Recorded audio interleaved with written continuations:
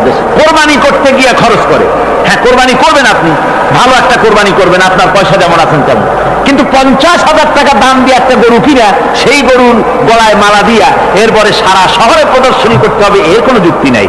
আছে কোনো যুক্তি? যদি তা হয় তাহলে ওই গরু যিনি কেনেন তার গলায় মালায় দিয়া দুজনে একসাথেই ঘুরানো দরকার, বুঝলেন? আমার বন্ধুগণ, আপনি কোরবানি করবেন, কোরবানি আপনার 10,000 টাকায় হয়ে যেতে পারে, 15,000 টাকায় হয়ে যেতে পারে, বাকি টাকাগুলি আল্লাহর রাস্তায় খরচ করে দেন। কত গরিব আত্মীয় আছে তাদের দিয়ে দেন। 50,000 টাকা দিয়ে বিরাট বাজারের সেরা গরু খরিদ করে কোরবানি দিচ্ছেন, অর্থটা কি? মানুষকে দেখাচ্ছেন আল্লাহর দরবারের গোশত যাবে না, চামড়া যাবে না, রক্ত যাবে না, যাবে আপনার নিয়ত। কি যাবে? নিয়ত। সুতরাং আল্লাহ রাস্তায় যখন খরচ করবেন, সেই খরচ করার ব্যাপারে তখনও নিয়তটা দেখতে হবে। হালাল পথে খরচ করতে গেলেও নিয়তটা দেখতে হবে, এবং তখনও বেহুদা খরচ করা যাবে না। রাহে যে আপনি খরচ করবেন, সেই খরচ করার জন্য আল্লাহ রাব্বুল আলামিন কয়েকটা মূলনীতি দিয়েছেন। কিভাবে, কি মন মানসিকতা নিয়ে খরচ করবেন। খরচ করলেই কিন্তু সওয়াব হবে না। আতর মাখবেন, যদি চিন্তা করেন যে আতর মাখলাম, মাহফিলে যাব, মসজিদে যাব, লোকেরা টের পাবে যে বেটা আতর একখান মাখছে, তো খামো খাই আপনার আমও গেল, সালাও গেল, কোনো সওয়াব হইল না। আর যদি আতর মাখেন এই নিয়ত করে আতর মেখেছি, রাসূল পাক সাল্লাল্লাহু আলাইহি ওয়াসাল্লামের একটা সুন্নাত আমল করলাম, আল্লাহ রাব্বুল আলামিন অসংখ্য নেকি আমল নামায় লিখে দিবেন। নিয়তের উপরে দারমাদার করছে সবকিছু। এখন আপনি যে খরচ করবেন, সেই খরচটা কিভাবে করবেন, কি মন মানসিকতায় করলে পরে আল্লাহ খুশি হবেন, সেই কথাটি আল্লাহ পাক কোরআনে কারিমের মধ্যে বলছেন। আমি আপনাদের সামনে সেগুলি বলছি। দানটা হতে হবে কেবলমাত্র আল্লাহরে খুশি করার জন্য।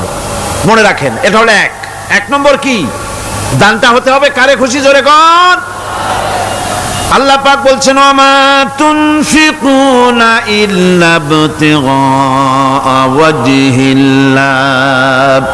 তোমরা যা কিছু খরচ করো তাতে আল্লাহর সন্তুষ্টি লাভ করা ছাড়া মনের মধ্যে অন্য কিছু যেন লক্ষ্য না থাকে, শুধুমাত্র আল্লাহর সন্তুষ্টি মনের মধ্যে তোমরা রাখবে। وَمَن يَفْعَلْ ذَلِكَ يَلْقَ أَثَامًا। এই জন্য আল্লাহ রাব্বুল আলামিন দানের ভিতরে বিরাট ফজিলত রেখেছেন। সাহাবায়ে কেরাম যদি এরকম দান না করতেন, এভাবে কোরবানি না দিতেন, ইসলাম এই পর্যন্ত আসতো না। ঠিক কি না? ইসলামের জন্য সবচেয়ে বড় অবদান নবীর পরেই সাহাবায়ে কেরাম রিদওয়ানুল্লাহি তাআলা আলাইহিম আজমাইন। সন্তান বড় হয়ে গেছে, বুদ্ধি হয়েছে, দৌড়াতে পারে, আল্লাহ রাব্বুল আলামিন হুকুম করলেন ছেলেকে জবাহ করো। কত বড় আগুনের পরীক্ষা! কোরআন শরীফ বলছে, হযরত ইব্রাহিম আলাইহিস সালাম নিজের ছেলেকে ডেকে নিয়ে বললেন, ইয়া বুনাইয়া ইন্নী আরা ফিল মানামি আন্নী আযবাহুক ফানজুর মাযা তারা। হে আমার কলিজার টুকরা সন্তান, আমি স্বপ্নে দেখেছি যেন আমি তোমাকে জবাহ করতেছি, তোমার রায় কি, তোমার মত কি, আমারে শোনাও। ছেলে পয়গম্বর, ছেলে তার জবাবে বললেন, ইয়া আবাতি ফাআল মা তু'মার সাতাজিদুনি ইনশাআল্লাহু বিনাস সাবিরিন। হে আমার আব্বাজান, আপনি যে ব্যাপারে স্বপ্নের ভিতরে আদিষ্ট হয়েছেন, আপনি তা কার্যকরী করুন। আমাকে এতটুকু অধৈর্যের মধ্যে পাবেন না, আমাকে ধৈর্যশীলদের মধ্যে পাবেন। আমারে আপনি আল্লাহর হুকুম পালন করেন। আল্লাহ পাক শোনাচ্ছেন, ফালাম্মা আসলামা ওয়া তাল্লাহু লিল জাবিন।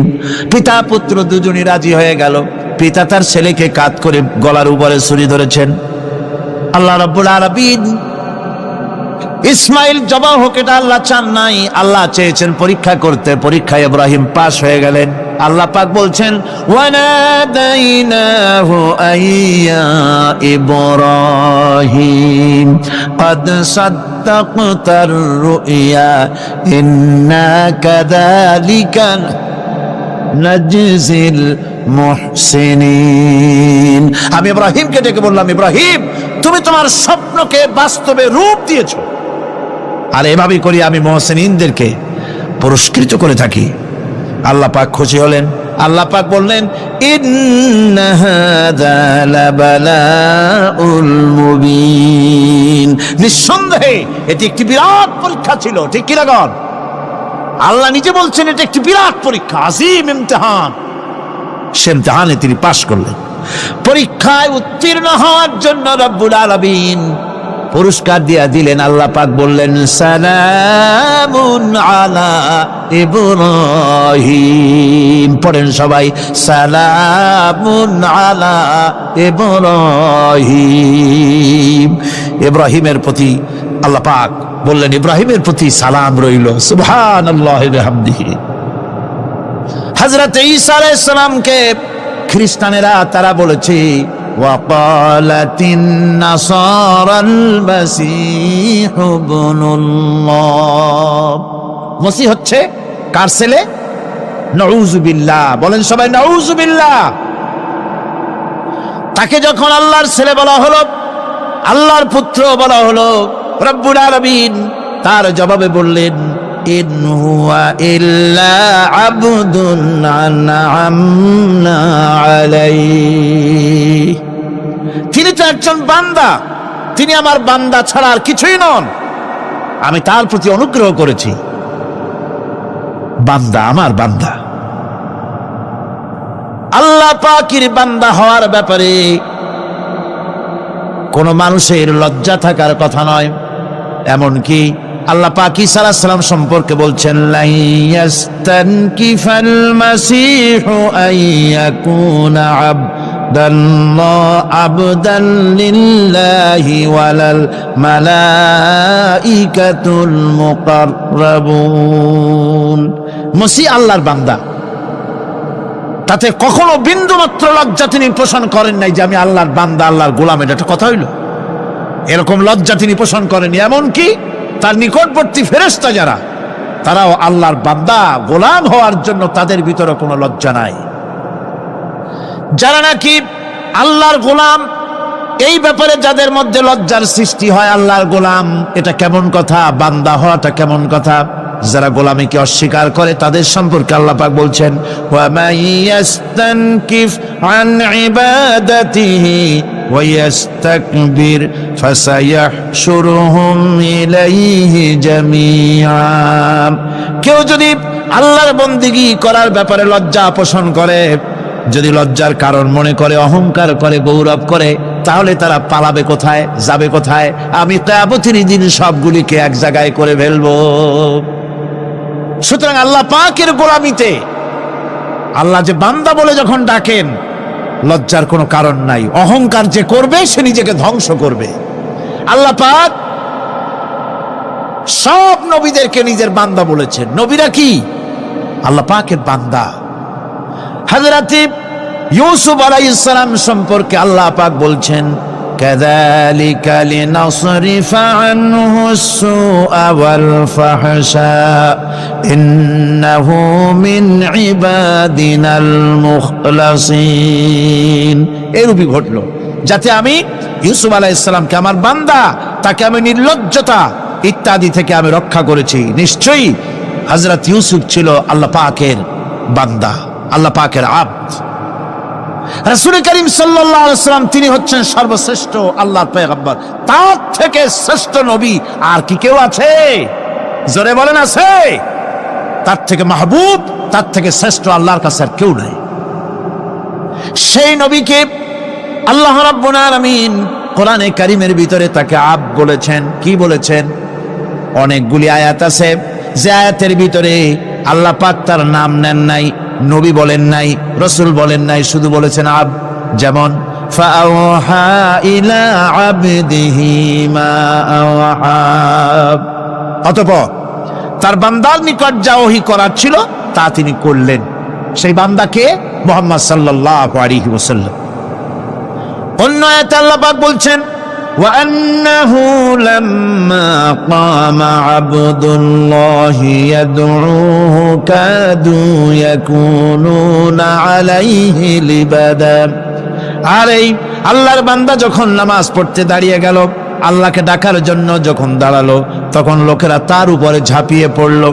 ঝাঁপিয়ে পড়ার জন্য প্রস্তুতি গ্রহণ করলো। এখানে আব বলা হয়েছে কাকে? মুহাম্মদ সাল্লাল্লাহু আলাইহি সাল্লামকে। এভাবে করে অন্য এক আয়াতে আল্লাহ পাক তার হাবিবকে আব বলছেন, বান্দা বলতেছেন, ইন কুনতুম ফি রাইবিম মিম্মা নাযালনা আলা আবদিনা, আমার বান্দার উপরে যে কিতাব নাজিল করেছি তাতে যদি তোমাদের কোনো সন্দেহ হয়। এই যে আমার বান্দার উপরে, ওই বান্দাকে বলেন সবাই, মুহাম্মদ রাসূলুল্লাহ সাল্লাল্লাহু আলাইহি ওয়াসাল্লাম। অন্য আয়াতে বলা হচ্ছে, তাবারাকাল্লাযী নাযালাল ফুরকানা আলা আবদিহি লিয়াকুনা লিল আলামিনা নাযীরা। অতীব বরকতপূর্ণ সেই মহান সত্তা যিনি তার বান্দার উপরে ফুরকান নাজিল করেছেন। কে সেই বান্দা? মুহাম্মদ সাল্লাল্লাহু আলাইহি ওয়াসাল্লাম। মেরাজের ঘটনা বলতে গিয়ে আল্লাহ রাব্বুল আলামিন বলতেছেন, সুবহানাল্লাযী আসরা বিআবদিহি লাইলাম মিনাল মাসজিদিল হারামি ইলাল মাসজিদিল আকসা। পবিত্র সেই মহান সত্তা যিনি তার বান্দাকে ইসরা করিয়েছেন। কে সেই বান্দা? মুহাম্মদ রাসূলুল্লাহ সাল্লাল্লাহু আলাইহি ওয়াসাল্লাম। সুতরাং আবদিয়াত, ইবাদত, গোলামি, এটা হচ্ছে মানুষের জীবনের সবচেয়ে বড় মর্যাদাকর খেতাব। আল্লাহর পক্ষ থেকে আল্লাহর বান্দা হওয়া। গোলামি পরিপূর্ণরূপে হবে কেবলমাত্র আল্লাহ পাকের। এই গোলামির জন্যই আল্লাহ পাক আমাদেরকে সৃষ্টি করেছেন, অন্য কোনো কাজে আমাদেরকে সৃষ্টি করেন নাই। সেই জন্য আমাদেরকে গোলামি করতে হবে, আনুগত্য করতে হবে কেবলমাত্র কার বলুন তো? এই গোলামি যদি সঠিকভাবে করি, যদি বান্দারা যারা আল্লাহ পাকের বান্দা বলে, গোলাম বলে নিজেদেরকে দাবি করে, যদি সঠিকভাবে ইবাদতটা করা যায়, তাহলে আল্লাহ তাদের জন্য কি ওয়াদা করেছেন শুনুন। দুনিয়ায় তাদেরকে আল্লাহ পুরস্কার দেবেন, আখিরাতেও দেবেন। এটা বন্ধ করে, দুনিয়া এবং আখিরাতে আল্লাহ পুরস্কার দেবেন। সে পুরস্কারটা কি? দুনিয়ার পুরস্কারটা আগে শোনেন। আল্লাহ পাক বলেন, যারা আমার ইবাদত করবে তাদের ব্যাপারে আমার ওয়াদা শোনো। ওয়াদাল্লাহুল্লাযীনা আমানু ওয়া আমিলুস সালিহাতি লায়াস্তাখলিফান্নাহুম ফিল আরদি কামাস্তাখলাফাল্লাযীনা মিন ক্বাবলিহিম। তোমাদের মধ্যে যারা ঈমান এনেছে এবং সৎ কাজ করেছে, আল্লাহ রাব্বুল আলামিন তাদের ব্যাপারে আল্লাহর ওয়াদা হচ্ছে, আল্লাহর প্রতিজ্ঞা হচ্ছে, আল্লাহ ওয়াদা করতেছেন তাদেরকে জমিনের উপরে প্রতিষ্ঠিত করবেন। যেমন করে তোমাদের পূর্বপুরুষদেরকে প্রতিষ্ঠিত করা হয়েছিল, ওইভাবে তোমাদেরকে প্রতিষ্ঠিত করা হবে। সুবহানাল্লাহ। প্রতিষ্ঠিত করা হবে মানে রাষ্ট্র ক্ষমতা দেওয়া হবে। কি দেওয়া হবে? যদি গোলাম হও। যদি কি হও? গোলাম। আল্লাহ পাক বলছেন শুধু তাই নয়, আমি আমার দিনকে যারা প্রতিষ্ঠা করবে, আমার গোলামেরা যদি, আমার বান্দারা সঠিকভাবে যদি আমার গোলামি করে, ঈমান আনে, আমলে সালেহ করে, নেক কাজ করে, আমি তাদেরকে রাষ্ট্র প্রতিষ্ঠার সুযোগ করে দেব। আর তাদের জন্য ভীতির পরিবর্তে, সন্ত্রাসের পরিবর্তে শান্তি কায়েম করে দেব। সুবহানাল্লাহ। وَلَيُمَكِّنَنَّ لَهُمْ دِينَهُمُ الَّذِي ارْتَضَىٰ لَهُمْ وَلَيُبَدِّلَنَّهُمْ مِنْ خَوْفِهِمْ أَمْنًا। তাদের দিনকে তারা নিজেদের জন্য যা পছন্দ করেছে অবশ্যই তিনি তা কায়েম করে দিবেন, এবং সন্ত্রাস আর ভীতির পরিবর্তে আল্লাহ নিরাপত্তা দান করবেন। জোরে কোন সুবহানাল্লাহ। সন্ত্রাস বন্ধ হবে, চুরি, ডাকাতি, জেনা, ব্যভিচার সব বন্ধ হয়ে যাবে। তোমরা ক্ষমতায় থাকবে, তোমরা ডমিনেটেড হবে না, তোমরা ডমিনেট করবে। গোটা পৃথিবীকে শাসন করবে, শাসিত তোমরা হবে না। আর ভীতির পরিবর্তে নিরাপত্তা তোমরা লাভ করবে। কি করলে? ইয়াবুদুনানি লা ইউশরিকুনা বি শাইআ। সুতরাং তারা যেন আমার ইবাদত করে এবং আমার সঙ্গে যেন কাউকে শরীক না করে। আল্লাহ বলছেন, তোমরা যদি আমার সাথে শরীক না করো, ইবাদতের মধ্যে কাউকে যদি শরীক স্থাপন না করো, আর যদি তোমরা আমার ইবাদতটা সলিড ভাবে আমার জন্যই করো, তাহলে রাষ্ট্র ক্ষমতা তোমাদের হাতে আসবে, সন্ত্রাস নির্মূল হবে, শান্তি প্রতিষ্ঠিত হবে। এই হচ্ছে দুনিয়ার পুরস্কার। এটা কিসের পুরস্কার? আর আখিরাতের পুরস্কারের কথা বলা হচ্ছে, وَمَن يُطِعِ اللَّهَ وَرَسُولَهُ وَيَخْشَ اللَّهَ وَيَتَّقِهِ فَأُولَئِكَ هُمُ الْفَائِزُونَ। যে ব্যক্তি আল্লাহ এবং রাসূলের আনুগত্য করেছে, আল্লাহকে ভয় করে চলেছে, তার গজব থেকে বেঁচে রয়েছে, সেই হচ্ছে সফল কাম। সফল কাম মানে কি? কিয়ামতের দিন আল্লাহ পাক তাদেরকে জান্নাত দান করবেন। আল্লাহ পাক তাদেরকে কিয়ামতে কি দিবেন? জান্নাত দিবেন, চিরস্থায়ী শান্তির জায়গা, সেই জান্নাত লাভ করা যাবে। আজ ইবাদতের এই যে গুরুত্বপূর্ণ ইবাদত, এই ইবাদতের ভুল অর্থ সমাজের ভিতরে ছড়িয়ে আছে। সাধারণ মানুষও ভুল করেছে, অসাধারণ মানুষেরাও ইবাদতের ভুল অর্থ করে ভুলের মধ্যে নিমজ্জিত আছে বিরাট সংখ্যক লোকেরা। সাধারণ মুসলমানেরা তারা যে ভুলটা করলো ইবাদতের অর্থ করতে গিয়ে, সেটা হলো এই, সাধারণ লোকেরা মনে করলো কয়েকটা অনুষ্ঠানের নাম হচ্ছে ইবাদত, নামাজ, রোজা, হজ, যাকাত, সাদকা, ফিতরা, এর নাম হলো ইবাদত। অনুষ্ঠান শেষে তারা নিজেদেরকে স্বাধীন মনে করলো। তারা আল্লাহ পাকের প্রত্যেকটি আইনের ধারাকে লঙ্ঘন করলো। বছরে একবার রোজা রেখে, বছরে 1 মাস রোজা রেখে মনে করলো ইবাদত শেষ।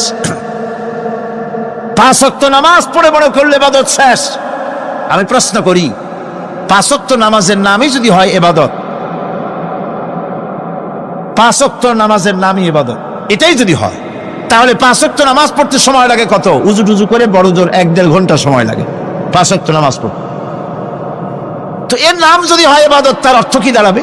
অর্থ দাঁড়াবে আপনি 24 ঘন্টার ভিতরে 1 থেকে 1.5 ঘন্টার জন্য আল্লাহর গোলাম, বাকি 22 ঘন্টার জন্য শয়তানের গোলাম হতে কেউ রাজি আছেন? রোজার নামই যদি হয় শুধু ইবাদত, তাহলে তার অর্থ দাঁড়াবে বছরের ভিতরে 1টা মাসের জন্য আপনি আল্লাহর গোলাম, আর 11 মাসের জন্য শয়তানের গোলাম হতে কেউ রাজি আছেন? তাহলে বিষয়টা কি? বিষয়টা হচ্ছে নামাজ, রোজা, হজ, যাকাতি শুধুমাত্র ইবাদত নয়, আনুষ্ঠানিক ইবাদত তো বটেই, কম্পালসারি ইবাদত তো বটেই, কিন্তু শুধুমাত্র নামাজ, রোজা, হজ, যাকাত ইবাদত শুধুমাত্র নয়, এগুলি হচ্ছে ইবাদতের পার্ট, ইবাদতের অংশ। বরং জীবনের সব ক্ষেত্রে আল্লাহর হুকুমকে মানার নামই হচ্ছে, ভাইরা আমার, একদিকে নামাজ রোজা করছে, অন্যদিকে আল্লাহর আইনের প্রতিটি ধারাকে লঙ্ঘন করে চলছে, মিথ্যা ওয়াদা করে, মিথ্যা কথা বলে, সুদ খায়, ঘুষ খায়, জেনা করে, এরপরে অন্যের হক নষ্ট করে, প্রতিবেশীর হক নষ্ট করে, হারাম মাল খায়, হকদারের হক নষ্ট করে, প্রতিবেশীর হক নষ্ট করে, জিন্দা মুর্দা মানুষকে নিজের জন্য শক্তিধর বলে মনে করে, 1 টুকরা রুটির জন্য অথবা 1 ফোঁটা 1 ঘটি পানির জন্য কাফেরের কাছে হাত পেতে দাঁড়ায় থাকে। এই যদি অবস্থা হয়, এটাই যদি হয় ঈমান, আর এটার নামে যদি ইবাদত হয়, তাহলে এই পৃথিবীর মুসলমানের আজ লাঞ্ছিত কেন? আল্লাহর ওয়াদা কি মিথ্যা? নাউযুবিল্লাহি মিন যালিক। আমাদের ইবাদত যদি ঠিক হয়, যদি সত্যিকারের ইবাদত যদি আমরা করে থাকি, তাহলে ক্ষমতায় ইমানদারেরা নাই কেন? বিশ্বজুড়ে মুসলমানেরা লাঞ্ছিত কেন? তাহলে বুঝতে হবে ইবাদতের মধ্যে বিরাট গরমিল করে ফেলেছি, ঠিক কিনা? লক্ষ্য করুন, যেই লোকটা হজ করতেছে, উমরা করতেছে, নামাজ পড়তেছে, মসজিদ মাদ্রাসায় চান্দা দিতেছে, ওই লোকটি আবার ব্যাংকের থেকে সুদের টাকা নিয়ে ব্যবসা চালাইতেছে। ব্যবসা ঠিক রাখার জন্য, ইনকাম ট্যাক্স ফাঁকি দেওয়ার জন্য ব্যবসায়ীরা 2 ধরনের 3 ধরনের খাতা মেনটেন করছে। কথা ঠিক কিনা?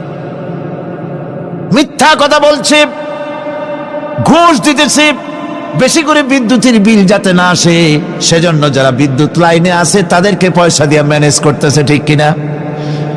আমি পার্লামেন্টে বলেছি বিদ্যুৎ বাইরের থেকে আনতে হবে না, ঘুরে ঘুরে আবার বিদ্যুতের কথা আসলো। বিদ্যুৎ আনা লাগবে না, কারণ আমার দেশের চাহিদা হচ্ছে 2500 মেগাওয়াট, সেখানে 1800 মেগাওয়াট আমাদের আছে। আরেকদিকে 4টা বিদ্যুৎ প্রকল্প বন্ধ হয়ে আছে। ওই 4টি বন্ধ হওয়া প্রকল্প যদি চালু করা যায় তাহলে 2900 মেগাওয়াট বিদ্যুৎ উৎপাদিত হতে পারে বলে বিশেষজ্ঞরা বলেছেন। তাহলে আমাদের উদ্বৃত্ত 400 মেগাওয়াট থেকে যাবে। এইটাকে বাইরের থেকে আনার কোনো দরকার নাই। বিদ্যুতের অপচয় বন্ধ করুন, বিদ্যুতের চুরি বন্ধ করেন। মিল কল কারখানা যাদের আছে লক্ষ লক্ষ টাকা বিদ্যুৎ বিল হয়, কিন্তু লাইনম্যানদের সঙ্গে ম্যানেজ করে গভর্নমেন্টকে ফাঁকি দেওয়া হচ্ছে। ঠিক কিনা গম? তোমার নামাজের দাম কি? তোমার হজের 4 পয়সা দাম নাই।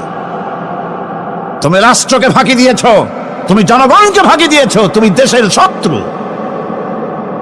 টেলিফোনের বিল হাজার হাজার টাকা, লাখ টাকার বেশি বিল হয়, লাইনম্যানের সঙ্গে ম্যানেজ করে 500, 700, 2000 টাকা দিয়ে সারিয়ে দেয়। ঠিক কিনা? এরা জাতির শত্রু, দেশের শত্রু। এদেরকে ফায়ারিং স্কোয়াডে নিয়ে ত্রাস ফায়ার করে উড়ায় দেওয়া উচিত। এরা দেশের দুশ্মন। আজ সিস্টেম লসের নাম দিয়া বিদ্যুৎ চুরির আরেক ব্যবস্থা করা হয়েছে।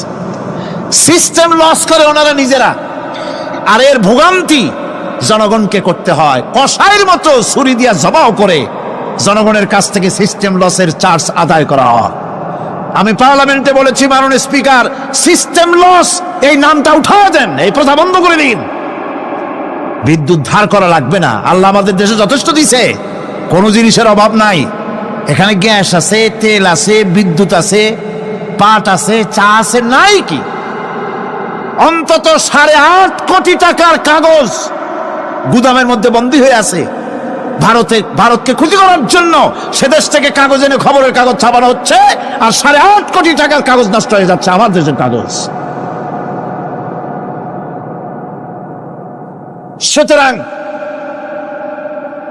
বলতেছিলাম একথাই বলতেছিলাম যে ঈমান আল্লাহর গোলাম হতে হলে ভুল করে বসেছি ইবাদতের অর্থ করতে। শুধু নামাজ, রোজা, হজ, যাকাত, মাজারে কিছু চান্দা দেওয়া, আগরবাতি, মোমবাতি, চাদর একটা দিয়া, পীর সাহেবরে 10,000 টাকা চান্দা দিয়া, মোছে তেল মাইখা দাঁত বাইর করে হাসে। বেহেশতে তো গেছি, আর দেরি কথা। বেহেশত তুমি যাবা, এত সহজ? দেশকে ফাঁকি দিছ, দেশকে ফাঁকি দিয়েছ, জনগণকে ফাঁকি দিয়েছ, নিজের মেয়েকে ফাঁকি দিয়েছে। বিবাহের সময় টাকা পয়সা দিয়া বিবাহ টিবাহ করায় দিল। ব্যবসা, ধানি সম্পত্তি, বাড়ির সম্পত্তি সব ছেলেদেরকে দিয়ে দিল, মেয়েটারে ফাঁকি দিয়ে দিল। দেয় না এরকম? ফুপুকে ফাঁকি দিল, বোনকে ফাঁকি দিল। এরপরে মোনাজাত করে সবে বরাতে, আল্লাহ আমারে বেহেশত দিও। ফেরেশতারা কয়, মর তুই আগে, বেহেশত তোরে কেমনে দেয় ভালো করে দেখাই দেব। বেটা তুই যাবি বেহেশতে? এত সোজা?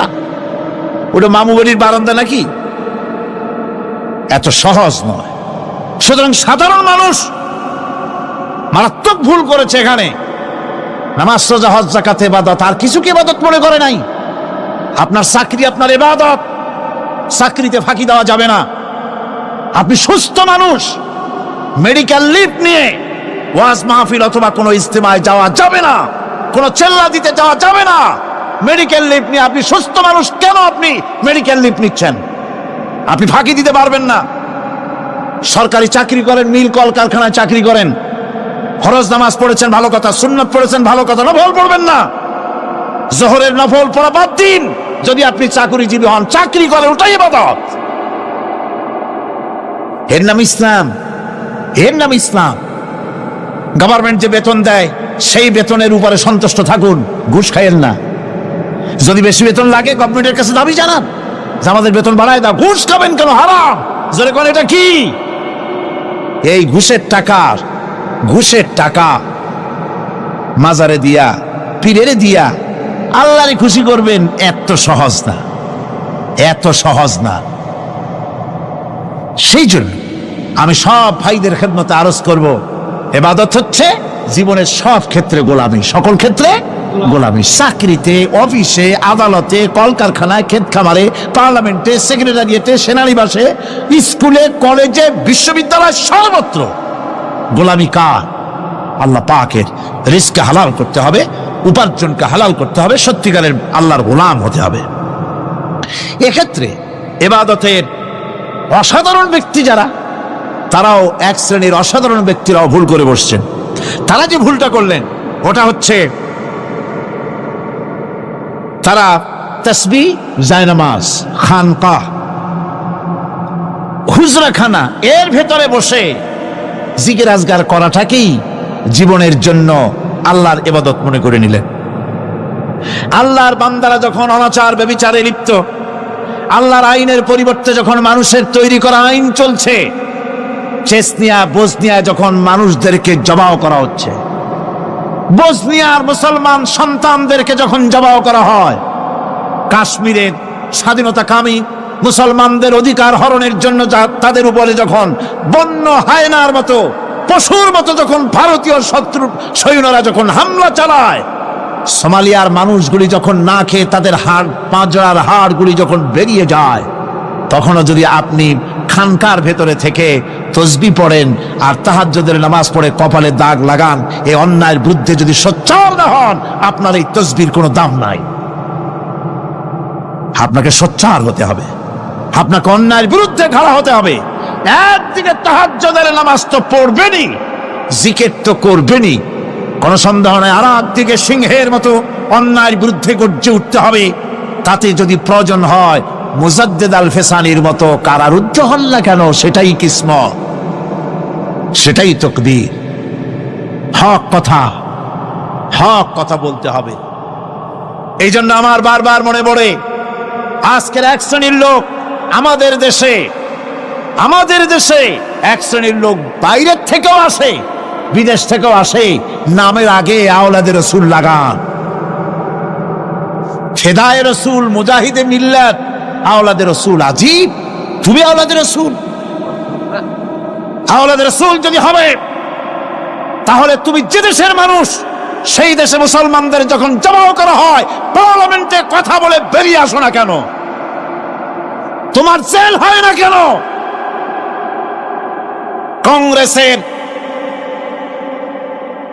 সেন্ট্রাল বডির সদস্য হয়ে আওলাদে রসুল লাগাইয়া বাংলাদেশের রাজনীতিতে নাক গলাতে দেওয়া হবে না। এরা কংগ্রেসের পাঁচটা গোলাম। এদেরকে চিনতে হবে, যারা আমার দেশে এসে মুসলমানদের মধ্যে বিভেদ সৃষ্টি করতে চায়। আমার মুসলমান ভাইয়েরা, সুতরাং আজকে আমাদেরকে বুঝতে হবে, নামের আগের 14 হাত লম্বা বিশেষণ দেখে ভুললে চলবে না। কথা মনে থাকবে, এরা কংগ্রেসের গোলাম।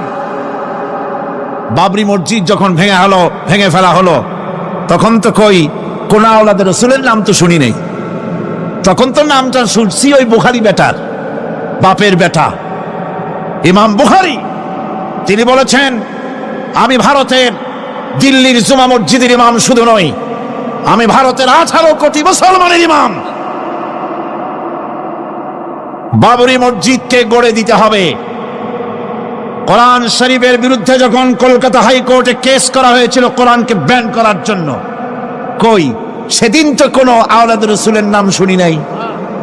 সেদিন তো ওই বুখারী বেটাই বলেছেন, ভারতের হাইকোর্ট থেকে কোন জাজ, কোন বিচারক যদি কোরআন শরীফ ব্যান করা হলে বলে এই কথাটি উচ্চারণ করে, তাহলে আমি তাকে পায়ের তলে পাড়িয়ে ধরে বাম হাত দিয়ে তার জিহ্বাটা টেনে ছেড়ে ফেলে দেব।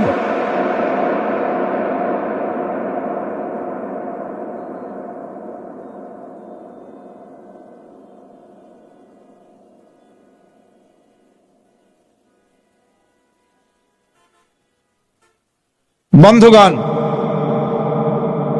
সুতরাং আমাদেরকে বুঝতে হবে। বসুন, বেয়াদবি করবেন না, বসেন। আমাদেরকে বুঝতে হবে,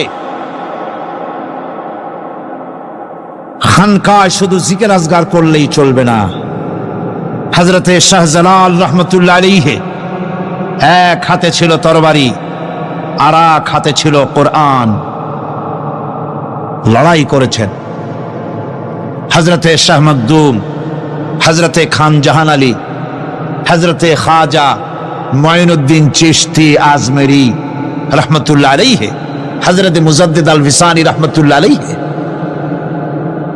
মুরিদের বাড়ি জম্মের খাওয়া খাইয়া পেটটা কুমিরের মতো বড় করে নাই, জেল খেটেছে হক কথা বলতে গিয়ে। বাপের বেটা হও, নিজের দেশে কথা কও। বাংলাদেশে এসে তারপরে জনগণের টাকা লুটপাট করার কাউকে অধিকার দেওয়া হবে না। আমার বন্ধুগণ, আল্লাহর ওলি যারা, তারা এভাবে করে জনগণের খেদমত করেছেন, কথা বলেছেন। সুতরাং শুধু জিকির আজগার করলেই হবে না, হক কথা বলতে হবে স্পষ্ট করে। এটাই হলো ইবাদতের হক আদায় হবে যদি সত্যিকারের হক কথা বলা যায়। অসাধারণ ব্যক্তিরা ময়দানে কথা বলবেন, হক কথা বলবেন, অন্যায়ের বিরুদ্ধে সোচ্চার হবেন। আর সাধারণ জনগণ কথা ও কাজের মিল করবেন, নামাজ রোজা হজ যাকাত করবেন যার কথা মতো, রাজনীতি অর্থনীতি সমাজনীতি করবেন সেই আল্লাহর কথা মতো। তাহলেই সত্যিকারের মুসলমান হওয়া যাবে। কথা বুঝে আসছে কিনা ভাই? কথা বুঝে আসছে কিনা? একটু জোরে সরে জিকির করেন, লা ইলাহা ইল্লাল্লাহ, লা ইলাহা, লা ইলাহা ইল্লাল্লাহ। আরো জোরে,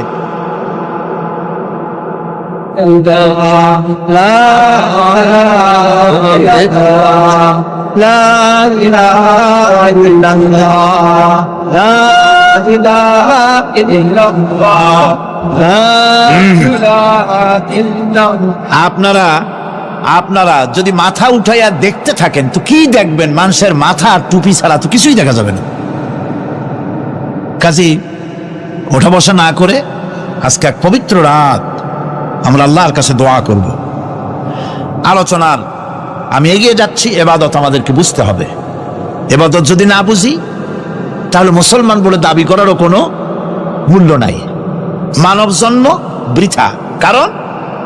কারণ হচ্ছে আল্লাহ রাব্বুল আলামিন বলেছেন, মা খালাকতুল জিন্না ওয়াল ইনসা ইল্লা লিয়াবুদুন। মানুষ আর জিন জাতিকে আমি সৃষ্টি করেছি আমার গোলামির জন্য। কার গোলামি? ওই গোলামির পূর্ণাঙ্গ নমুনা যদি জানতে চাই, পূর্ণাঙ্গ নমুনা দৃষ্টান্ত লাগবে। কাকে অনুসরণ করব? পূর্ণাঙ্গ ইবাদতের আল্লাহর গোলামির পূর্ণাঙ্গ নমুনার জন্য কোরআনে কারিমে দৃষ্টান্ত সেট করা হয়েছে। হযরত ইব্রাহিম আলাইহিস সালামের আল্লাহ পাক বলেন, ইয ক্বালা লাহু রাব্বুহু আসলিম ক্বালা আসলামতু লিরাব্বিল আলামিন। তার অবস্থা এই ছিল। কার? ইব্রাহিম আলাইহিস সালাম। তার অবস্থা এই ছিল যে তার রব যখন তাকে বললেন আনুগত্যের মস্তককে অবনত করে দাও, তিনি বললেন আমি আমার বিশ্বপালকের সামনে মাথাটা নত করে দিলাম। সুবহানাল্লাহ। কোন শর্ত ছাড়াই মাথা নিচু করে দিলাম। এই পন্থায় তিনি যে পন্থাটা অবলম্বন করেছিলেন, এই পন্থায় চলার জন্য তার সন্তানদেরকেও তিনি হুকুম করেছিলেন।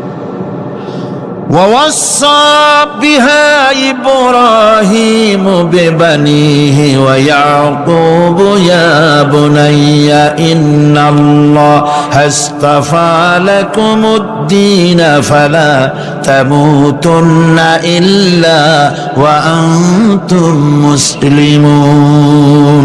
ইয়াকুব এবং ইব্রাহিম আলাইহিস সালাম তার সন্তানদেরকে এই উপদেশ দিয়েছিলেন যে তিনি বলেছিলেন, হে আমার সন্তানেরা, আল্লাহ ছাড়া তোমাদের জন্য আল্লাহ পাক এই দ্বীনকে মনোনীত করেছেন। আল্লাহ পাকের আনুগত্য করবে, তার দ্বীনের প্রতি সারেন্ডার করবে। আর খবরদার মুসলমান না হয়ে যেন তোমরা মরে যেও না। আমৃত্যু মুসলমান অবস্থায় থাকবে, অর্থাৎ মৃত্যু পর্যন্ত থাকবে কি অবস্থায়? মুসলমান অবস্থায়। أم كنتم شهداء إذ حضر يعقوب الموت إذ قال لبنيه ما تعبدون من بعدي।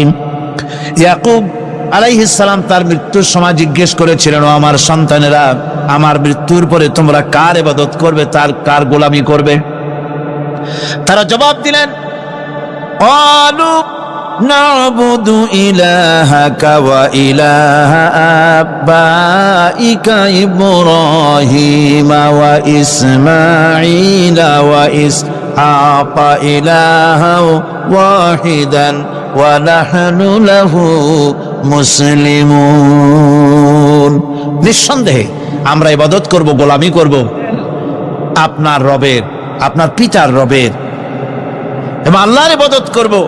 আপনিও আপনার পূর্বপুরুষ ইব্রাহিম ইসমাইল যে আল্লাহকে ইবাদত করেছে সে আল্লাহ পাকের ইবাদত আমরা করব এবং তার অনুগত হয়ে থাকব। দাসত্ব এবং পূর্ণাঙ্গ দাসত্বের গোলামির পূর্ণাঙ্গ নমুনা হচ্ছেন হযরত ইব্রাহিম আলাইহিস সালাম। আল্লাহ গোটা জমিন যখন শিরকের অন্ধকারে ডুবে গিয়েছিল তখন হযরত ইব্রাহিম আলাইহিস সালাম তাওহীদের আলো জ্বালিয়ে দিয়েছিলেন। এই নিবেদিতদের ইমাম হিসাবে আল্লাহ পাক তাকে ঘোষণা দিলেন। কোরআনে কারীম বলছে, وَإِذَا ابْتَلَى إِبْرَاهِيمَ رَبُّهُ بِكَلِمَاتٍ فَأَتَمَّهُنَّ قَالَ إِنِّي جَاعِلُكَ لِلنَّاسِ إِمَامًا। ইব্রাহিমকে তার রব কয়েকটি বাক্য দিয়ে পরীক্ষা করলেন এবং তিনি সেই পরীক্ষাগুলোতে পাশ করলেন। তখন আল্লাহ রাব্বুল আলামিন তাকে বললেন যে আমি তোমাকে গোটা বিশ্ব মানবতার জন্য, গোটা বিশ্বের সমস্ত মানুষের জন্য আমি তোমাকে নেতা বানাবো। সুবহানাল্লাহি ওয়া বিহামদিহি। প্রথম পরীক্ষা হলো, গতকাল বলেছি, সে আগুনের পরীক্ষা। সেখানে আল্লাহ পাক তাকে পাশ করালেন, তিনি পাশ করলেন। দ্বিতীয় পরীক্ষা ছিল বিবি এবং নবজাতক সন্তানকে নিয়ে আল্লাহ হুকুম করলেন এই বিবি আর বাচ্চারে নিয়ে মরুভূমিতে রেখে আসো।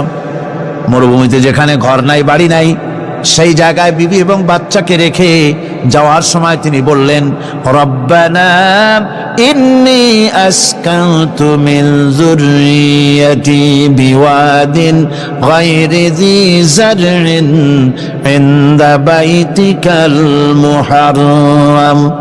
হায় আল্লাহ রাব্বুল আলামিন, আমি পানি এবং তরুলতাবিহীন এক মরুভূমির ভিতরে আমার বংশের একটি অংশকে এখানে রেখে গেলাম। তোমার ঘরের কাছে পুনর্বাসিত আমি তাদের কাছে, এই ঘরের কাছে, সম্মানিত ঘরের কাছে রেখে গেলাম। পরীক্ষায় তিনি পাশ করলেন। হযরতে হাজেরা প্রশ্ন করলেন, ইব্রাহিম, পানি নাই, খাবার নাই, মানুষ নাই, ঘর নাই, বাড়ি নাই, মরুভূমির ভিতরে আমাকে আর আমার বাচ্চারে ফেলে রেখে যাচ্ছ কেন? কোনো জবাব নাই। দুইবার তিনবার প্রশ্ন করলেন। এরপরে তিনি আবার প্রশ্ন করলেন, বললেন, ইব্রাহিম, এটা কি আল্লাহর হুকুম নাকি? হযরত ইব্রাহিম আলাইহিস সালাম নিজের কলিজার টুকরা সন্তান আর বিবিকে রেখে যেতেছেন ভারাক্রান্ত মন নিয়ে। তিনি আকাশের দিকে আঙ্গুল উঁচু করে দেখালেন। হযরত হাজেরা বুঝলেন ইনি তো আল্লাহর পয়গম্বর, আমার কোন অপরাধে এভাবে ফেলে যাওয়ার কথা নয়। তিনি বুঝলেন এটা আল্লাহর হুকুম। হযরতে হাজেরা বললেন, ইব্রাহিম রে, নিশ্চিন্ত মনে বাড়ি ফিরে যাও। আমার মনে কোনো চিন্তা নাই, কোনো পেরেশানি আর এখন নাই। আল্লাহর হুকুমে যদি আমাকে মরুভূমির ভিতরে ফেলে যেয়ে থাকো, তাহলে আমি ওই আল্লাহর প্রতি এতটা ভরসা রাখি যে এই মরুভূমির ভিতরে জল পানি শূন্য, খাদ্য শূন্য জায়গায় আমি আমার বাচ্চাকে আল্লাহ রব্বুল আলামিন না খাওয়াইয়া মারবেন না। দ্বিতীয় পরীক্ষায় পাশ করি। 3 নম্বরে পরীক্ষা হলো, সন্তান বড় হয়ে গেছে, বুদ্ধি হয়েছে, দৌড়াতে পারে। আল্লাহ রাব্বুল আলামিন হুকুম করলেন, ছেলেকে জবাহ করো। কত বড় আগুনের পরীক্ষা! কোরআন শরীফ বলছে, হযরত ইব্রাহিম আলাইহিস সালাম নিজের ছেলেকে ডেকে নিয়ে বললেন, ইয়া বুনাইয়া ইন্নী আরা ফিল মানামি আন্নী আযবাহুক ফানজুর মাযা তারা। হে আমার কলিজার টুকরা সন্তান, আমি স্বপ্নে দেখেছি যেন আমি তোমাকে জবাহ করতেছি।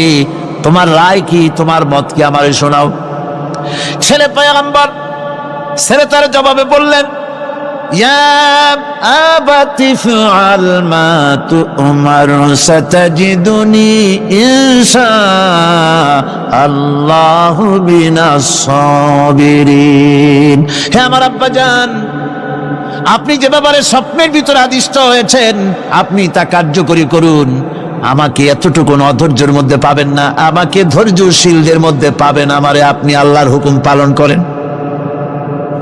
আল্লাহ পাক শোনাচ্ছেন, ফালাম্মা আসলামা ওয়া তাল্লাহু লিল জাবিন।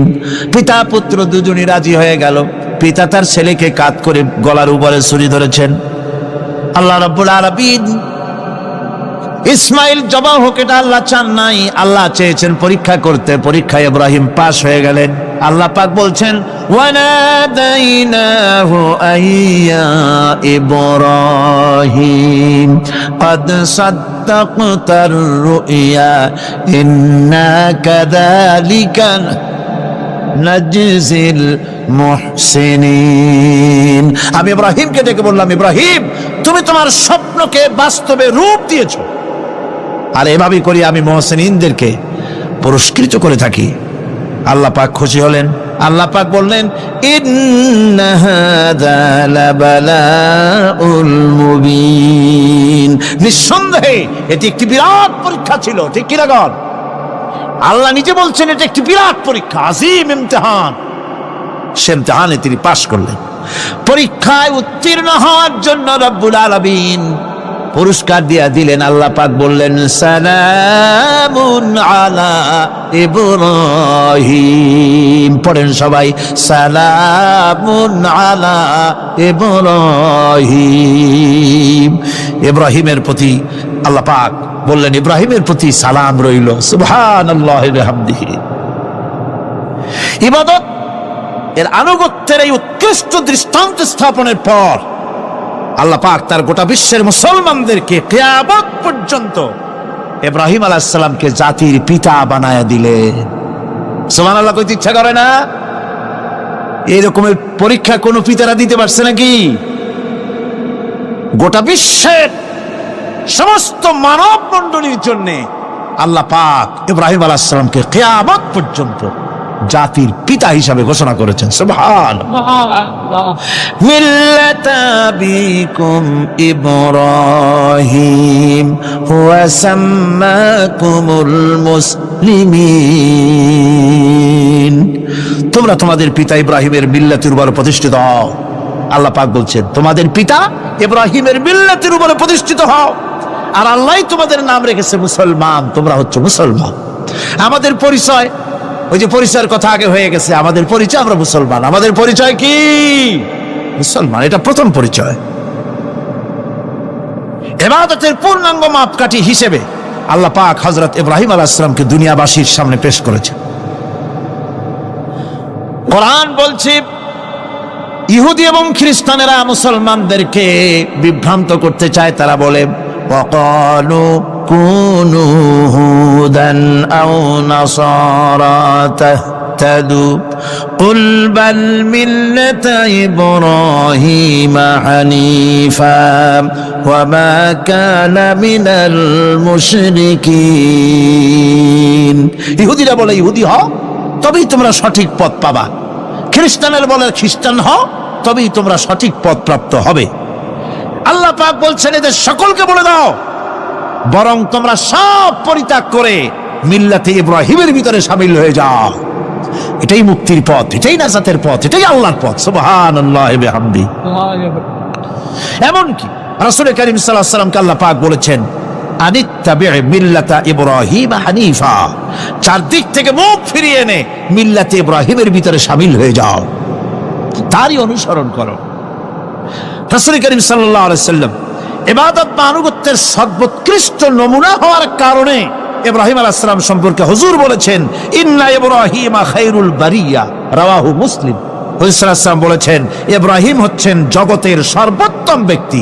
সুবহানাল্লাহ। সুতরাং আমাদেরকে ইবাদতের নমুনা হিসেবে ইব্রাহিম আলাইহিস সালামকেও মানদণ্ড হিসেবে দেখতে হবে যে কিভাবে তিনি সারেন্ডার করেছিলেন আল্লাহ পাকের দরবারে। এখন আমি আপনাদের সামনে বলতে চাই, মানুষের জীবনে সবচাইতে বড় দুটি চাহিদা আছে। একটা হচ্ছে খাদ্য, আর একটা হচ্ছে নিরাপত্তা। একটা খাদ্য, আর একটা কি? নিরাপত্তা, পেট ভরে খাইতে চাই, আর চোর ডাকাতের উপদ্রব থেকে নিরাপত্তা পেতে চায়। আইন শৃঙ্খলা পরিস্থিতির উপরে যখন পার্লামেন্টে আলোচনা হচ্ছিল, আমি তখন বলেছি, মাননীয় স্পিকার, আমার দেশের সাধারণ ভোটারদের বড় কোনো আশা আকাঙ্ক্ষা নাই। তারা কোনোদিন বলে না যে আমাদের গুলশানে বাড়ি দিতে হবে, সকলে আমাদেরকে মঙ্গল গ্রহে অফিস বানায় দিতে হবে, বাসেরও গাড়ি দিতে হবে, এগুলি তারা দাবি করে না। যারা ভোট দেয়, কষ্ট করে, মিছিল করে, এই সাধারণ জনগণের দাবি হচ্ছে মিনিমাম দাবি, খুবই কম। তাদের দাবি হলো মোটা সুতার কাপড় চাই ইজ্জত ঢাকার জন্য, পেট ভরে খেতে চাই, পোলাও কোরমা বিরিয়ানির দরকার নাই, আর আশ্রয়ের জন্য ছোট্ট একটু ঘর চাই, চোর ডাকাতের উপদ্রব থেকে নিরাপত্তা চাই। কথা ঠিক কিনা?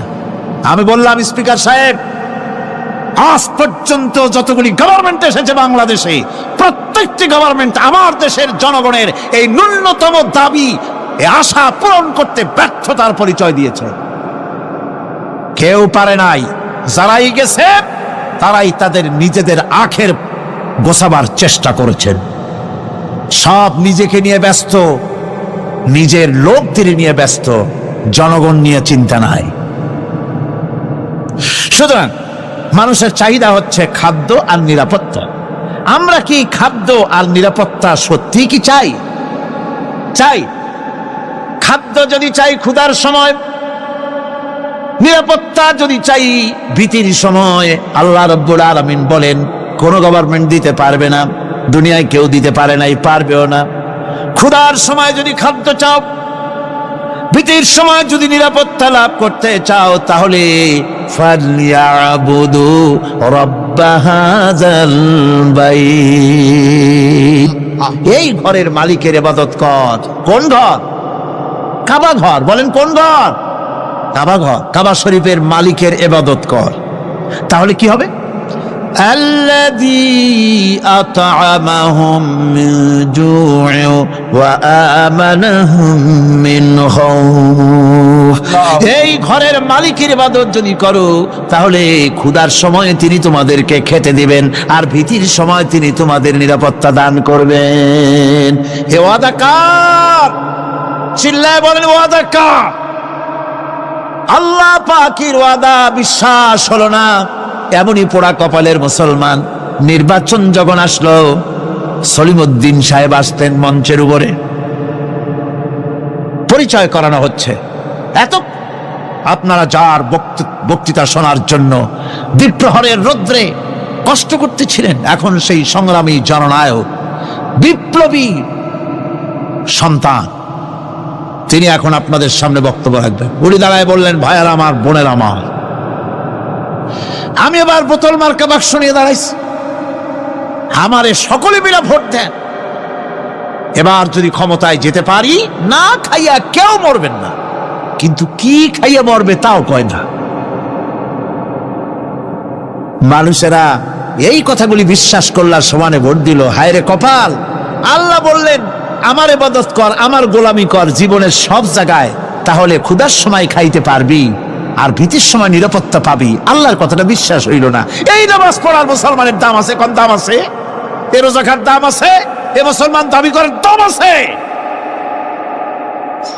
আল্লাহ রাব্বুল আলামিন তিনি পরিষ্কার করে বলছেন, এই ঘরের মালিকের ইবাদত করো, তিনি ক্ষুধার সময়ে খেতে দিবেন, আর তিনি তোমাদেরকে ভীতির সময় নিরাপত্তা দান করবেন। চাউলের অভাব হবে না, পাটের অভাব হবে না, খাদ্যের অভাব হবে না, কারণ দুটি জিনিস যদি তোমরা করতে পারো, খাবারের অভাব হবে না। ওয়ালাউ আন্না আহলাল কুরা আমানু ওয়াত্তাকাউ লাফাতাহনা আলাইহিম বারাকাতিম মিনাস সামাই ওয়াল আরদ। দেশের লোকেরা, জনপদের লোকেরা যদি দুইটা কাজ করে, এক নম্বরে হলো আমার উপরে ঈমান আনবে, দুই নম্বরে হলো আমাকে ভয় করার নীতি অবলম্বন করে যদি চলে, তাহলে ওই দেশের মানুষের জন্য আকাশ আর জমিনের সব বরকতের দরজা আমি আল্লাহ খুলে দেব। আল্লাহর ওয়াদা। আল্লাহ পাকের নিকট মানুষের সবচাইতে বড় দাবি কি? আল্লাহর কাছে মানুষের সবচাইতে বড় দাবি কি করতে পারেন? পারেন? আল্লাহ পাকের কাছে মানুষের শ্রেষ্ঠ দাবিটা আল্লাহ নিজেই শিখাই দিয়েছেন। আমার কাছে দাবি কর, ইহদিনাস সিরাতাল মুস্তাকিম। আয় আল্লাহ, একটা সোজা একটা সরল রাস্তা আমারে দাও, একটা সহজ পথ আমারে দাও। এই কথা সূরা ফাতিহা দাবি করার পর আল্লাহ রাব্বুল আলামিন এই অভিনন্দনের জবাবে, 7টা বাক্যের অভিনন্দনের জবাবে আল্লাহ রাব্বুল আলামিন 30 পারা কোরআন শরীফ নাজিল করে দিলেন। সূরা ফাতিহার এই সওয়ালের জবাবে আল্লাহ পাক বললেন, ওয়া আনি'বুদুনি হাযা সিরাতুম মুস্তাকিম। সোজা রাস্তা চাও, আমার গোলামি করো, ইবাদত করো। সব জায়গায় ইবাদত, গোলামি করাই লাগবে। আমার কাছে সোজা রাস্তা চাও, সোজা রাস্তা হলো আমার গোলামি করা। কার গোলামি? বেহেশতে যেতে চান? আমি আস্তে জিগেলাম বলে আপনারও আস্তে জবাব দিলেন। বেহেশতে যেতে চান? সুবহানাল্লাহ। এমন কোন মানুষ আছে নাকি যে বেহেশতে যেতে চায় না, মদ খোর যাইতে চায়? সবাই, আমরা সবাই বেহেশতের আশা করি, ঠিক কিনা? আল্লাহ রাব্বুল আলামিন বলেন, বেহেশতে যদি যেতে চাও তাহলেও ইবাদত করা লাগবে, ইবাদত ছাড়া জান্নাতে যাওয়া যাবে না। ফাদখুলি ফি ইবাদি ওয়াদখুলি জান্নাতি। সর্বপ্রথম আমার বান্দার মধ্যে দাখিল হয়ে যা, আমার গোলামির মধ্যে দাখিল হওয়া, আমার গোলাম হয়, এরপরে আমার জান্নাতে চলে যা। আগে গোলাম হবি, তারপরে কোথায় যাবি? জান্নাতে যাবে। আগে গোলাম হ, আগে গোলামির খাতায় নাম লেখা, আগে সত্যিকারের আমার বান্দা হ, গোলাম, এরপরে জান্নাতে যাওয়া যাবে। জান্নাতে যাইয়া আল্লাহর সাথে কি দেখা করতে চাই? আল্লাহর সাথে দেখা করতে চাই। আল্লাহ রাব্বুল আলামিন বলেন, ফামান কানা ইয়ারজু লিকা রাব্বিহি ফালইআমাল আমালান সালিহান ওয়া লা ইউশরিক বিইবাদাতি রাব্বিহি আহাদা।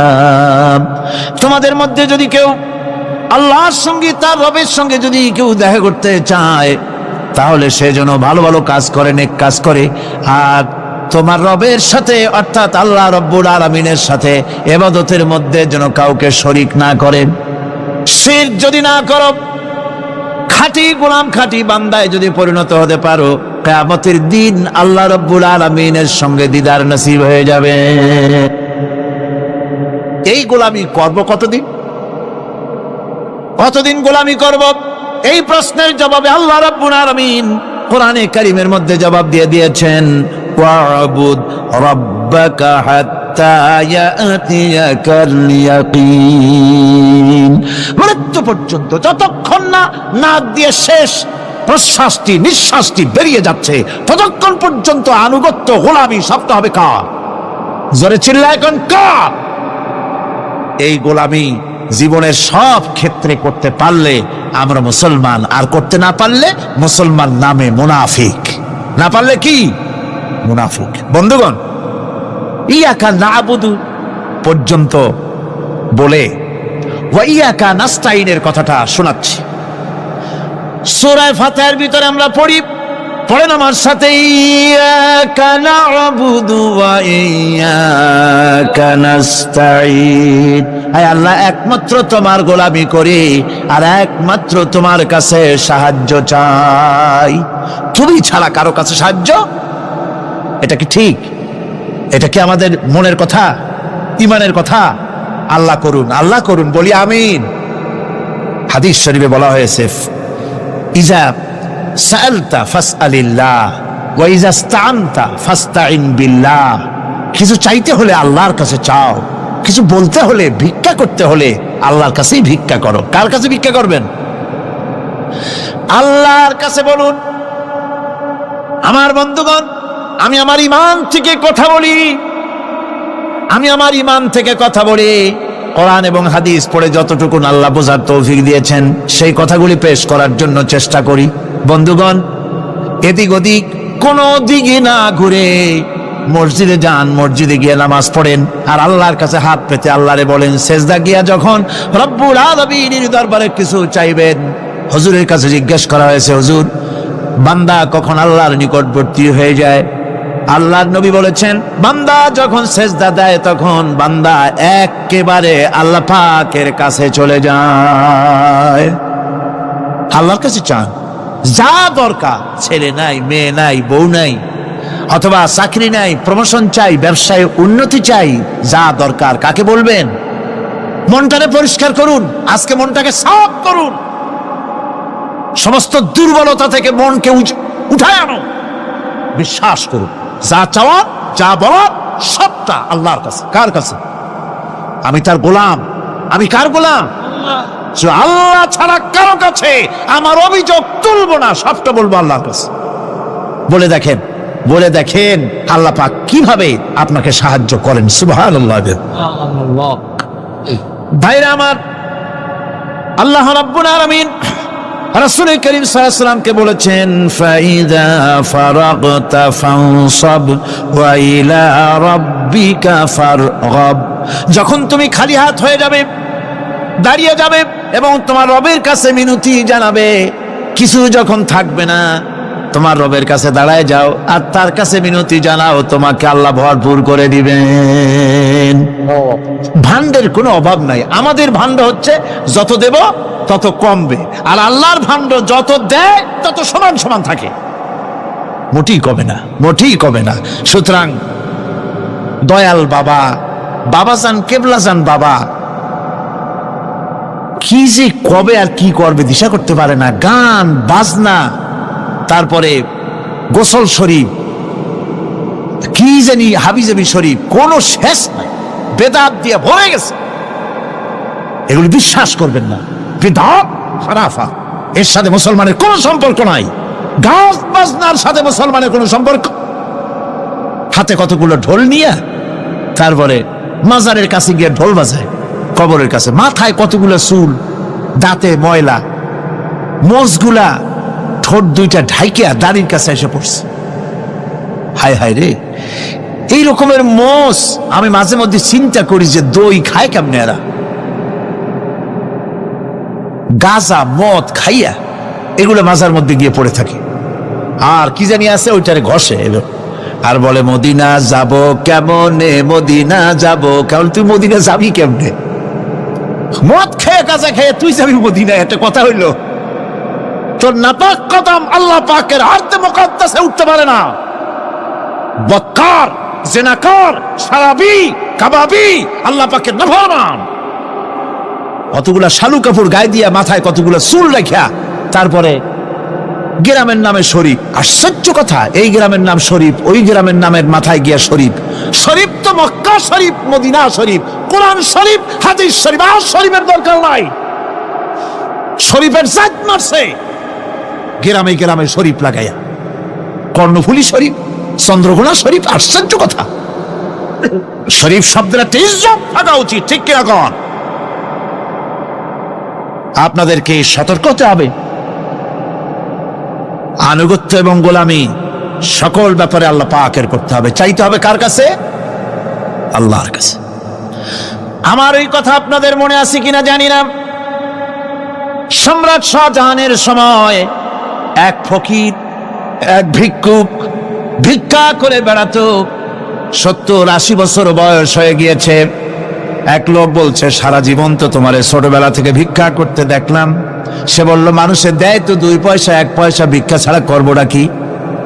লোকটি বলল, তোমার একটা পরামর্শ দেই, একদিন সম্রাটের কাছে গিয়ে যে দেখো, একবারে যা দেবে খাইয়া কুলাইতে পারবা না। সম্রাট শাহজাহান কোথায় আছে এখন? দেখো গিয়া মসজিদে আছে। লোকটি মসজিদের বাইরে গিয়ে দেখে সম্রাট একা হাত তুলে বসে আছে, চোখ থেকে পানি পড়তেছে দর দর করে, দাড়ি ভিজে জামায় পড়তেছে। বহুক্ষণ দাঁড়িয়ে আছে। এরপরে সম্রাট তার মুনাজাত শেষ করে বেরিয়ে আসছেন। ফকিরের সঙ্গে দেখা। ফকির বলল, আসসালামু আলাইকুম। তিনি বললেন, ওয়ালাইকুম আসসালাম ওয়া রাহমাতুল্লাহ। ফকির রওনা করেছে। বাদশা বলছে, তুমি তো একজন ভিক্ষুক মানুষ বলি মনে হয়, আমার কাছে তো কেউ কিছু না চাইয়া যায় না, তুমি যে কিছু না চেয়েই চলে যাচ্ছ।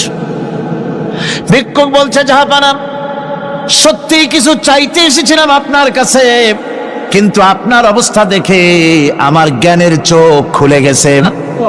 আমি দেখতে পেলাম আমি যে সম্রাটের কাছে ভিক্ষা চাইতে আসলাম, আমি তো শুধু তাকায় আছি, আমি তো কান্দি না, বরং আমি যার কাছে চাইতে এসেছি তিনি আমার চাইতে আরো নগণ্য ভিক্ষুকের মতো হয়ে কার কাছে যেন হাত পেতে চোখের পানি ফেলে কান্দে। মনে মনে ভাবলাম, সম্রাট কান্দে যে সম্রাটের কাছে, ওই আল্লাহ ছাড়া জীবনে কারো কাছে কিছু চাইব না। আল্লাহর কাছে চাওয়ার অভ্যাস করুন, তিনি দিতে পারেন, সবকিছু তার আছে। এই বিশ্বাস মনের ভিতরে জমাতে হবে, তাহলেই সত্যিকারের মুসলমান আমরা হব। আল্লাহ পাক সত্যিকারের গোলাম আমাদেরকে বানাবেন, আমরা বলি আমিন। মুনাফিকদের আরেকটা চরিত্র হলো, তারা যদি আজান শুনতে পায়, আজান এবং নামাজ সম্পর্কে তারা কটূক্তি করে, আজান এবং নামাজ সম্পর্কে তারা কটূক্তি করতে থাকে। এটা হলো মুনাফিকদের আরেকটা চরিত্র। আল্লাহ রাব্বুল আলামিন বলেন, وَإِذَا نَادَيْتُمْ إِلَى الصَّلَاةِ اتَّخَذُوهَا هُزُوًا وَلَعِبًا। যখন আজান তারা শোনে, যখন নামাজের দিকে তাদেরকে ডাকা হয়, তখন তারা ঠাট্টা করে, বিদ্রুপ করে। আরেকটি চরিত্র হলো, সমাজের ভিতরে অশ্লীলতা বাড়াবার জন্য তারা প্রচেষ্টা চালায়। ইন্নাল্লাযীনা ইউহিব্বুনা আন তাশিআল ফাহিশাতু ফিল্লাযীনা আমানু লাহুম আযাবুন আলীম। ঈমানদার লোকদের মধ্যে অশ্লীলতা এরা বেশি করে ছড়াবার জন্য চেষ্টা করে, মানুষকে দুশ্চরিত্র বানাবার জন্য তারা চেষ্টা করে। এইভাবে করে রেডিওর মাঝে, সিনেমার ভিতরে, গানের মাধ্যমে, যাত্রার মাধ্যমে, পত্রপত্রিকার মাধ্যমে নানান ভাবে চেষ্টা চালায় যাতে করে মুসলমানদের মধ্যে চরিত্রহীনতা বাড়তে থাকে, শয়তানি বদমাশি বাড়ে, মানুষ চরিত্রবান হতে পারে এমন কিছু প্রদর্শিত হবে না, বরং প্রদর্শিত হবে মুনাফিকরা চেষ্টাই চালাবে যাতে করে মানুষের দ্বীন ও ঈমান নষ্ট হতে পারে, সেগুলি তারা করতে থাকবে। এগুলি হলো মুনাফিকের চরিত্র। এগুলি কি চরিত্র? পাপের কাজ যদি দেখে তড়িৎ গতিতে ওরা ঝাঁপিয়ে পড়ে। কোরআনে কারিমে রব্বুল আলামিন বলেন, وَتَرَى كَثِيرًا مِّنْهُمْ يُسَارِعُونَ فِي الْإِثْمِ وَالْعُدْوَانِ। মুনাফিকদের চরিত্র এটাও যে তারা যখনই সুযোগ পায় তখনই খারাপ কাজের দিকে, মন্দ কাজের দিকে ঝাঁপায় পড়ে এবং মানুষদেরকে মন্দের দিকে, গুনাহের দিকে, জুলুমের দিকে, অত্যাচারের দিকে তড়িৎ গতিতে তারা ঝাঁপায় পড়ে। এটা হলো তাদের কাজ।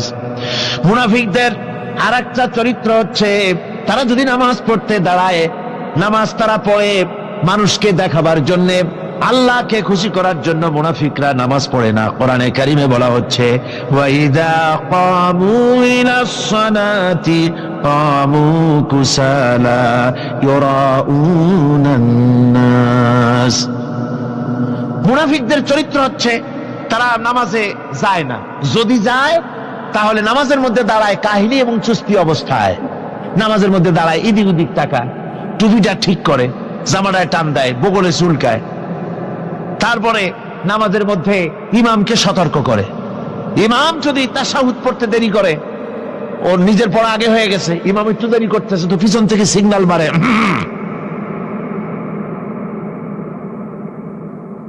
এগুলি নামাজ হচ্ছে, আল্লাহ পাক বলছেন ইউরাউনান নাস, এরা মানুষকে দেখাবার জন্য নামাজ পড়ে, এগুলি আসল নামাজ নয়, এগুলি আসল নামাজ নয়, আল্লাহকে সন্তুষ্ট করার জন্য নয়, এগুলি মানুষকে দেখাবার জন্য তারা নামাজ পড়ে।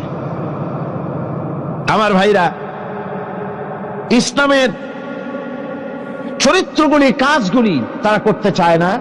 সব সময়ের জন্য ইসলামের সঙ্গে বিরোধিতা করা এবং ইসলামের অপব্যাখ্যা করা, এগুলি হচ্ছে এই মুনাফিকদের চরিত্র, মুনাফিকদের কাজ। মুনাফিকরা চিরটা কাল এভাবে মুসলমানদের সঙ্গে খারাপ ব্যবহার করে এসছে এবং নিজেরা জাহান্নামের পথকে এভাবে তারা করে নিয়েছে। মুনাফিকদের আরেকটি চরিত্র হচ্ছে, জিহাদের নাম শুনলে তাদের কলিজা কেঁপে ওঠে। বুঝলেন? কই যে আপনারা জিহাদ করেন কেন? এমনি সহজ পথে কলেমা পড়িয়া অল্পের মধ্যে বেহেশতে যাওয়া যায়, এরকম একটু দোয়া টোয়া শিখান মুসলমানদেরকে।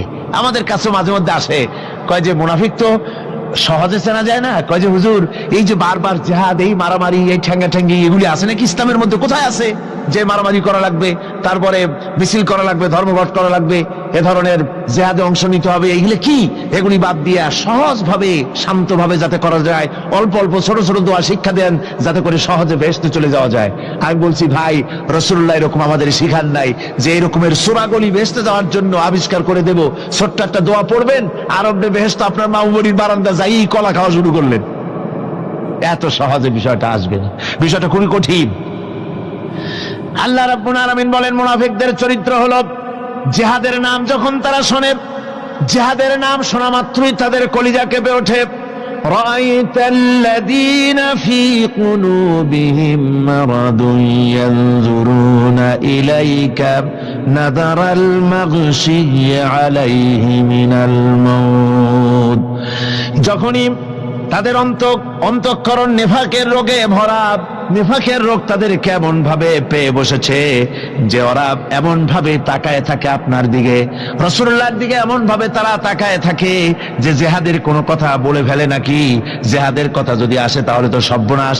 ওদের মৃত্যু যন্ত্রণার মতো, মৃত্যুর জ্বালায় পতিত ব্যক্তি যেমন চোখ ফ্যাকাশে হয়ে যায়, জিহাদের কোনো কারবার বা যুদ্ধের কোনো দামাডোল বেজে উঠলেই এদের কলিজার মধ্যে কাঁপ সৃষ্টি হয়ে যায়, কলিজার মধ্যে কাঁপ সৃষ্টি হয়, জিহাদে তারা দারুণ ভাবে ভয় পায়। মোমেনদের উল্টা, মোমেনদের হলো জিহাদের নাম শুনতে তাদের কলিজার মধ্যে ফুর্তি আসে। তার কারণ হচ্ছে জিহাদের ময়দান হচ্ছে এমন এক ময়দান, আল জান্নাতু তাহতা যিলালিস সায়ুফ, বেহেশত হচ্ছে তরবারির ছায়াতলে।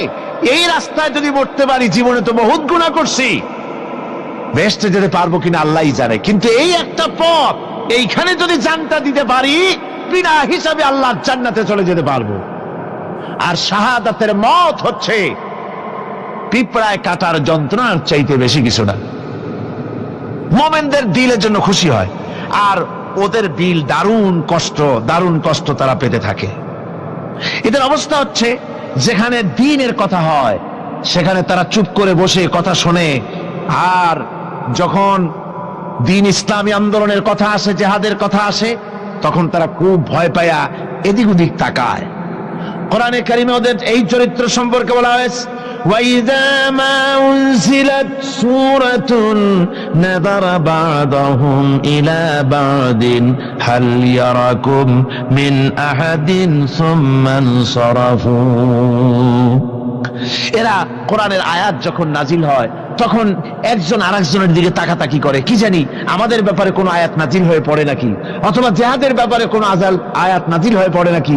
কেউ দেখে নাকি এই সব এদিক ওদিক তাকাই আসতে এই জায়গা থেকে কেটে পড়ে, যে আমাদের চরিত্রই তো বর্ণনা করা হচ্ছে, কাজী এখন আর বসা ঠিক না, আস্তে করে কেটে পড়ার জন্য চেষ্টা করে। এটা হলো মুনাফিকদের আর একটা চরিত্র।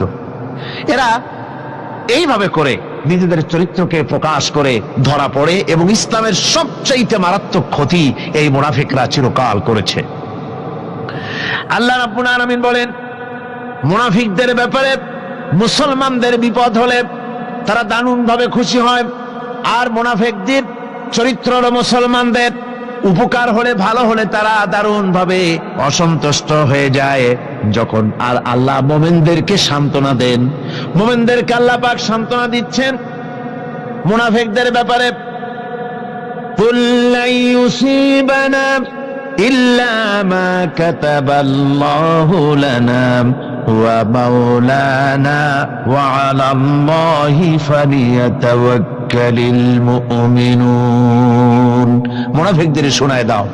মুমিনদেরকে বলা হচ্ছে তোমরা মুনাফিকদের শোনাও যে তোমরা যে আমাদের ব্যাপারে খুশি হচ্ছ, যে আমাদের বিপদ দেখা, আমাদের চতুর্দিক থেকে বিপদ, মুসলমানদের আর চতুর্দিক থেকে কি বিপদ, এই বিপদ দেখে তোমরা দারুণ খুশি যে মুসলমানেরা এইবার মার খাচ্ছে, ইসলামী আন্দোলন আর কোমর সোজা করে দাঁড়াতে পারবে না, এইবার শেষ, বুদ্ধি করিয়া যে ষড়যন্ত্রের জালে আটকায় দিছি আর মুক্তি হবে না।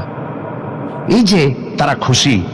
আল্লাহ রাব্বুল আলামিন বলেন, মুমিনেরা তোমাদের ঘাবড়াবার কোনো কারণ নাই, তোমরা বলে দাও কুল লা ইউসিবানা ইল্লা মা কাতাবাল্লাহু লানা, তোমরা শোনায় দাও যে আমাদের কিছুই হয় না, আমাদের শুধু তাই হয় যা আল্লাহ রাব্বুল আলামিন আমাদের জন্য লিখে রেখেছেন, আমাদের তাকদীরে যেটা আছে ওটাই হবে।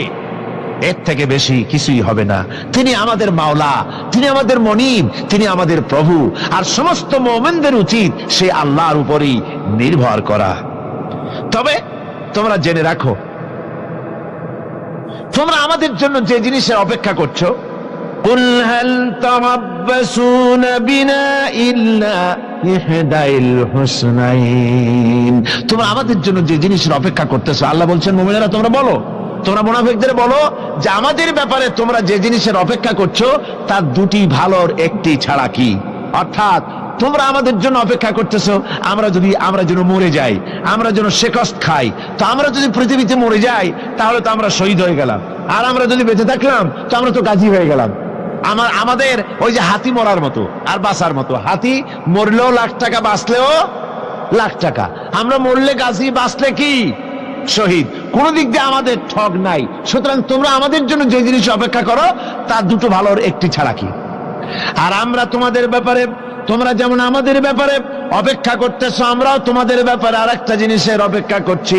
ওয়া নাহনু নাতারাব্বাসু বিকুম আইয়ুসিবাকুমুল্লাহু বিআযাবিন মিন ইনদিহি আও বিআইদিনা। আমরাও তোমাদের জন্য অপেক্ষা করতেছি একটা জিনিসের। তোমরা আমাদের জন্য দুটি জিনিস অপেক্ষা করো, আমরাও তোমাদের জন্য দুটি জিনিস অপেক্ষা করছি। তা হচ্ছে তোমাদের শাস্তিটা আল্লাহ নিজে দিবেন না আমাদের হাত দিয়ে দেওয়াবেন, আমরা সেইটার অপেক্ষা করতেছি। ফাতারাব্বাসু ইন্না মাআকুম মুতারাব্বিসুন। সুতরাং তোমরা অপেক্ষা করতে থাকো, আমরা অপেক্ষা করতে থাকি। ব্যাপারটা কোথায় গিয়ে দাঁড়ায় আসো আমরা সকলে তা লক্ষ্য করি। সুতরাং এই মুনাফিকদের এই হচ্ছে চরিত্র, চিরকাল ইসলামের সঙ্গে বিরোধিতা করা, মুসলমানদের সাথে ঠাট্টা বিদ্রুপ করা, এটাই হচ্ছে তাদের চরিত্র। এই চরিত্র দিয়েই তারা ইসলামকে চিরকাল ক্ষতিগ্রস্ত করে এসেছে। রব্বানা যালামনা আনফুসানা ওয়া ইন লাম তাগফির লানা ওয়া তারহামনা লানাকুনান্না মিনাল খাসিরিন। রব্বানা লা তুযিগ কুলুবানা বা'দা ইয হাদাইতানা ওয়া হাব লানা মিন লাদুনকা রাহমাতান ইন্নাকা আনতাল ওয়াহ্হাব। আয় আল্লাহ তাআলা, হাজার হাজার মুসলমান নরনারী ঠান্ডাকে উপেক্ষা করে তোমার দ্বীনের কথা শোনার জন্য, কোরআনে কারীমের কথা শোনার জন্য এই মাঠে এসে হাজির হয়েছে। আল্লাহ তুমি দয়া করে মেহেরবানি করে আলোচনার সওয়াবটুকু হুজুরে পুরনূর সাল্লাল্লাহু আলাইহি ওয়াসাল্লামের রূহ মুবারকে পৌঁছে দাও। রব্বুল আলামিন, আমাদের মধ্য থেকে যাদের মা বাপ দুনিয়া থেকে জন্মের মতো বিদায় হয়ে গেছে, আল্লাহ কবরে যদি আযাব থাকে দয়া করে আযাব মাফ করে দাও। আল্লাহ আমাদের মা বাপের উপরে তোমার রহমত নাজিল করো। রব্বিরহামহুমা কামা রাব্বায়ানি সগীরা। রব্বিরহামহুমা কামা রাব্বায়ানি সগীরা। হে আল্লাহ রাব্বুল আলামিন, এই মাহফিলে যত লোক আছি আমরা, কার কোন ব্যাধি আছে, রোগ আছে, আমরা তুমি ভালো করে জানো। আমাদের প্রত্যেকের ব্যাধিকে তুমি শিফায়ে আজলা দান করে দাও। اللهم حبب إلينا الإيمان وزينه في قلوبنا وكره إلينا الكفر والفسوق والعصيان واجعلنا من الراشدين. ربنا تقبل منا إنك أنت السميع العليم وتب علينا إنك أنت التواب الرحيم. سبحان ربك رب العزة عما يصفون وسلام على المرسلين الحمد لله رب العالمين. واجعل آخر كلمتنا عند الموت لا إله إلا الله محمد رسول الله.